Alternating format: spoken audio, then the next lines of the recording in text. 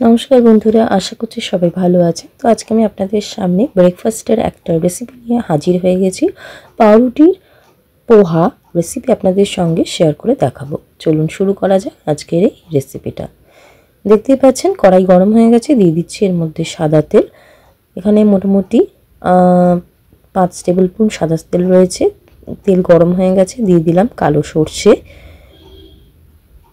সর্ষেটা একটু আমি ভেজে নিচ্ছি মিনিট 2-এর জন্য।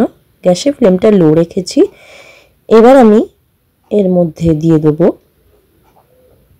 গ্রেট করে রাখা রসুন। এখানে 5 কোয়া রসুনকে আমি একটু গ্রেট করে রেখেছি, সেটা আমি দিয়ে দিলাম। এবার আমি এর মধ্যে দিয়ে দিচ্ছি কুচনো পেঁয়াজ।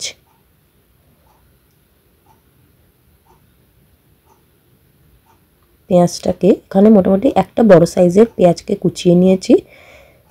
এবার আমি এর মধ্যে দিয়ে দিচ্ছি 2টো লঙ্কা কুচনো। ঝালটা সম্পূর্ণ নিজেদের পছন্দ মতো ব্যবহার করবেন। যারা ঝাল খেতে চান না, বাচ্চাদের জন্য ঝালটা স্কিপ করতে পারেন।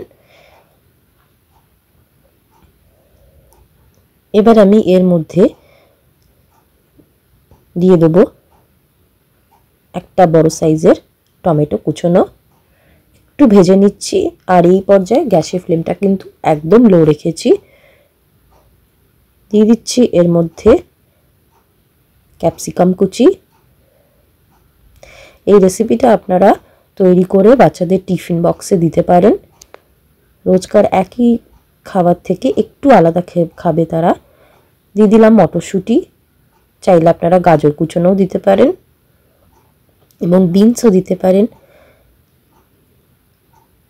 খুব সিম্পল একটা রেসিপি। দিয়ে দিচ্ছি এর মধ্যে 1 টিস্পুন হলুদ গুঁড়ো মিশিয়ে দিচ্ছি। এতে বাচ্চাদের সবজিও খাওয়া হলো আর একটু অন্যরকম খাবারও খাওয়া হলো। দিয়ে দিলাম টমেটো কেচাপ, মিশিয়ে দিচ্ছি। একটু টক ঝাল মিষ্টি ব্যাপারটা থাকলে কিন্তু খেতে ভালো লাগবে। ছুটির দিনে আপনারা কিন্তু ব্রেকফাস্ট এটা তৈরি করতে পারেন। এবার আমি দিয়ে দিচ্ছি দেখুন টুকরো করে রাখা পাউরুটি।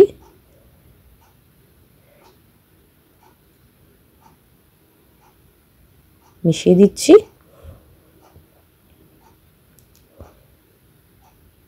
আরও কিছুটা পাউরুটি এর মধ্যে দিয়ে দিলাম। খুব সিম্পল একটা রেসিপি। যদি আমার চ্যানেলের রেসিপিগুলো আপনাদের ভালো লেগে থাকে তাহলে অবশ্যই লাইক, শেয়ার, সাবস্ক্রাইব করতে চ্যানেলটাকে ভুলবেন না। আর পাশে থাকা বেল অপশানটা অবশ্যই প্রেস করে দেবেন, নিত্য নতুন রেসিপি আপলোড করলে আপনারা যেন নোটিফিকেশান পৌঁছে যায়। তো দিয়ে দিলাম ধনেপাতা কুচি।